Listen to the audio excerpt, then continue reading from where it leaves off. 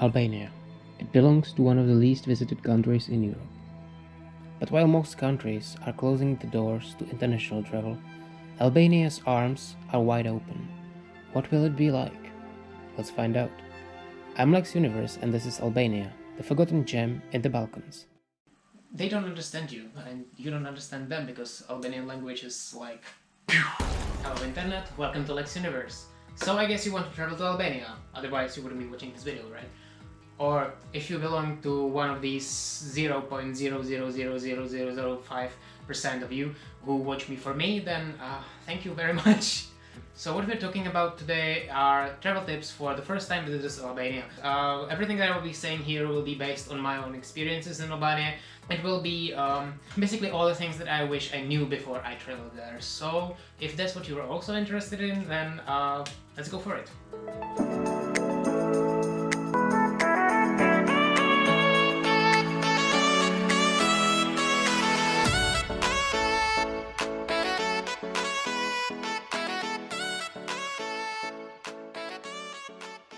So just let's start with the basics.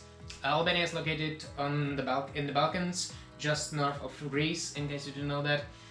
I've actually been corrected in the comments in my previous videos that Albania doesn't belong among the least visited countries in Europe.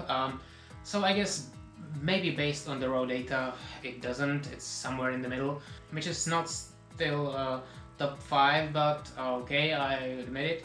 But the thing is, and the reason why I actually call it that is, if you come to Albania, you really feel like you're the only foreigner there all the time.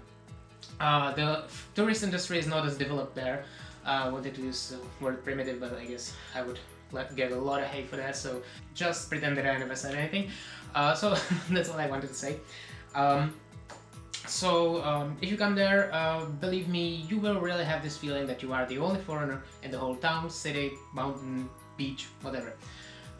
So that's one of the greatest things about Albania, but I will not stop there because I love this country in general, and today I will show you why exactly. So the first thing that you have to do if you want to go to Albania is, well, to go to Albania. How you can get there varies depending on where you're going from and what your requirements are. So most people will fly. If you want to fly to Albania, there is only one international airport, that's Mother Teresa in Tirana. There are flight connections to many European cities and also to Israel and Turkey, I think.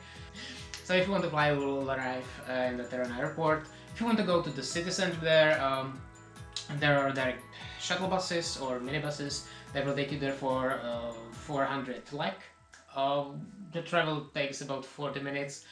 It's really dependent on traffic. It can be a lot longer, so be prepared for that, I guess. You can also take a taxi. It should cost about 2000 lek, so don't get ripped up. Actually, the funny thing, when we arrived, we went by taxi, and so they actually started meter without us even asking for that, so that's kind of cool. And that's basically something that you can say about the whole of Albania. I mean, it has such a horrible reputation, and I don't understand why. There was no one in the whole country who was trying to rip us off or who was trying to steal from us or something like that. So come on guys, get your prejudices in order. Another possibility is to rent a car at the airport, but I will get to that later because driving is a whole other chapter. So another way how you can get to Albania is by boat. There are direct ferries from Italy and Greece. You can take a ferry that takes about 9.5 hours from Bari, which could be an interesting and really boring experience. Also, there are ferries from Corfu to Saranda, so if you are a boat person, go by boat. And also there are bus connections to the neighboring country. You can actually get the direct bus as far as to Istanbul, so in case you like any of these, I guess you can do that. But I'm a blind person, so I flew, and I will almost fly if I have the chance. Right, and so we are in Albania. Now what? So just a few basic facts. They use the Type-C plug outlet, drive on the right side of the road. Their official language is Albanian, but a lot of people there speak actually Italian. Much lesser number of people speak English, but I'll get to that later. Their official currency is lek, which you can probably exchange like €1 for 125 lek for give or take. When it comes to prices, they're a lot lower than in the Western Europe. They can be somehow compared to the rest of Eastern Europe. I can also usually pay by euro, but I wouldn't recommend it because the exchange rate can be really poor. Speaking of driving, if you rent a car or if you travel by car from another country, just be prepared that the traffic is kind of, I don't know what's the euphemism for nightmare, like bad dream. Yeah, so in cities there are a lot of traffic jams. Also, the Albanian drivers do not follow the rules as by the law as it's required probably. So if you want to travel to Albania, just honk as much as you can and you will have a smooth road, I guess. And if you're a pedestrian, I think that the roads are actually the most dangerous place for you. Which brings me to safety in Albania. Let's get one thing out of the room really quickly. Albania is safe. I mean, it's really safer than most of Western Europe. I don't know if you have ever been in any like French city after sunset. It's like in a horror movie. It's horrible. But if you're in Albania, it's like, oh, cool, really. I really enjoyed it there. I have never felt in danger at any moment.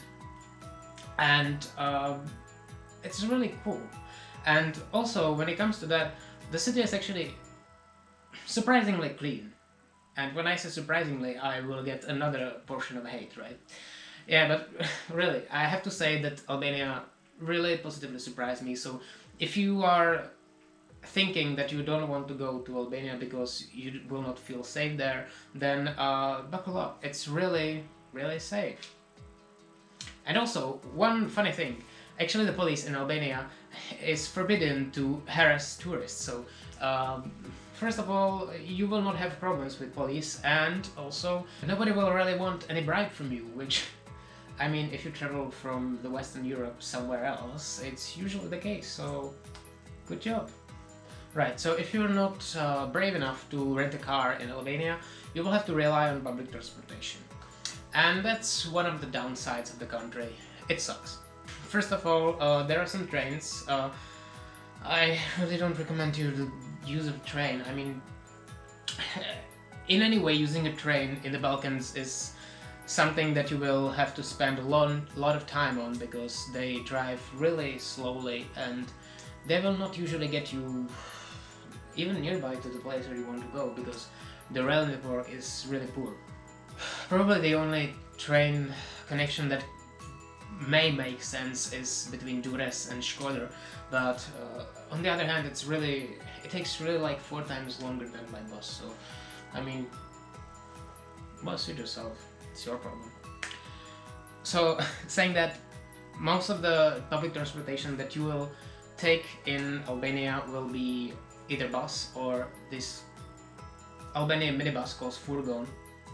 Furgons are privately owned minibuses or minivans, and they usually go on some roads, so you will always find the final destination written on them. But they will basically stop you anywhere you want. So in case you want to travel somewhere that is on the road, let's say you want to go to some village on the road between Tirana and Shkodër, and you will just tell them, and they will stop you there. So that's cool. And vice versa, if you are on some major road and you will see a furgon going in your direction, you can just hail the driver. The schedules are really difficult to find. I will give you a link for a site in the description below. It's called girafa.com/autobus, and this is a site where you can apparently find some schedules. It's you just type the destination and the point of origin. It will find you some connections, but the thing is, I don't think it's working. I mean, none of the buses that it found me, I was able to find. So maybe I'm just stupid in this kind of thing, but I cannot guarantee you that it will work. What I can recommend you instead is If you were in Tirana, there is a new tourist center near the Skanderberg Square, so just go there and ask them. They usually have some kind of a printed version of the time schedule. I can also give you a link to one, but the thing is, even that one didn't seem to be working, which brings me to my next point about transportation. According to this printed schedule in the tourist center, the last furgon or the last bus from Berat should be departing at 7 o'clock. That's bullshit. I mean, we were trying to get home at 4 o'clock and all of the buses and all the furgons have already left and we were just stuck in Berat. So, I mean, all this information, it's cool to have it, but just don't really trust it 100% because it changes quite a lot. And I mean, we were there in a kind of a specific situation. I mean, the demand on these things is not so high, so maybe it will change somehow. But really, check in advance wherever you come. If you want to go back the same day, just check in advance when the last bus goes, because otherwise you will get stuck there and your only option to get back to your point of origin or wherever you want to go is by phone or hitchhike. The most normal people say. I read somewhere that it's actually quite uncommon to hitchhike in Albania, but I kind of feel that people are quite used to it. I mean, we were trying to hitchhike for like 3 minutes and someone already stopped to us, and he actually took us all the way to Tirana, which was really cool, and I've never felt so relieved in my life. But I have the feeling that the lack of public transportation or its horrible state actually made it so that people in Albania or the drivers in Albania are kind of used to hitchhikers, and it's quite common there, so I wouldn't be afraid of that. Sometimes they will want some money from you for the trip. It's usually the same price that you would pay for the furgon or the bus, so just be prepared for that. Ask in advance when someone stops you. Could save you some money, but in general, don't be afraid of that. They will not kill you, and if they do, please don't tell them that I told you. I will get a little bit specific for a moment. Let's talk about Tirana, because the public transportation there is a lot more reliable than in the rest of the country. There are several bus routes going all the way around the city, and it's kind of useful. You can download the app from App Store and also from Google Play. I will give you a link in the description below again. And it's a real lifesaver. You can find their offline map of all the roads of the buses, which will help you to find out which bus you should take to any place. Regarding schedules, I think this is pretty much the same about the whole of Albania. Take your time, because there are no schedules. You just go to the bus stop and you will wait, and the bus will come one day.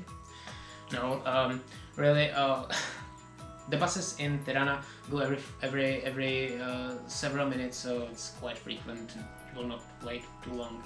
But generally, if you want to travel by public transportation in Albania, just prepare yourself a lot more time that you probably think that you will need, because you will spend a lot of time waiting. Now, if you want to come to Albania, one of the things that you will encounter are the Albanian people. And these people are absolutely amazing.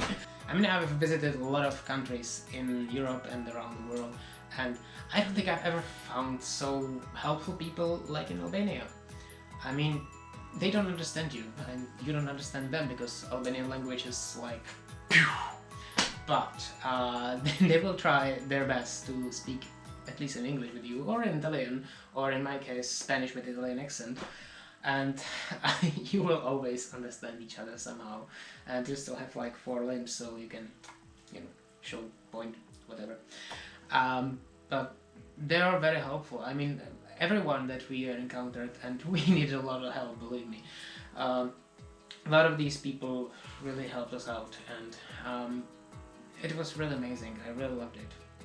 I believe that even if they don't speak very well English, they will be happy to talk to you. They will try to help you if you're stuck somewhere, or if you want. I mean, when you got stuck in Berat, like, several people actually stopped just to see just when they saw us at the road and asked us if we needed any help, which is I don't know. Maybe I live in a very cynical world, but this really pleasantly surprised me, and I cannot tell you how amazing I think that these people are. It's really cool. Also, people in Albania are quite tolerant actually. I mean, I'm not sure if you know anything about the history of Albania. It was kind of turbulent, and long story short, right now most of the people in Albania are divided among several religious groups. The largest group by far is Islam, because it was part of the Ottoman Empire. And then we have Orthodox Christians, we have Catholics, and we have also atheists. So all these people live together in harmony, and it's not very uncommon to go in an Albanian city or town and to see a Christian church right next to a mosque. And they're not at war, they just live together in harmony. And then everything changed when the Fire Nation attacked. I'm sorry. So that was Albania. I hope you enjoyed this. I really apologize to anyone who felt offended. I mean, if you get offended by anything I say, that's your problem. So, but I'm so sorry. And alright, so I hope this helped you. If in case you have any more questions about Albania, just leave them in the comments below. I will respond to you. If you don't want to see me ever again, yeah, I don't think it's possible. I will haunt you in your dreams. But if you enjoyed this video, it would really mean a lot if you gave me a like, subscribe to my channel, check out my other social media. You can go check out all the videos from Albania. They are kind of good, I guess. And I will see you in the next video, because we're going to Slovakia and we will hike in some insane mountains. So stay tuned for that.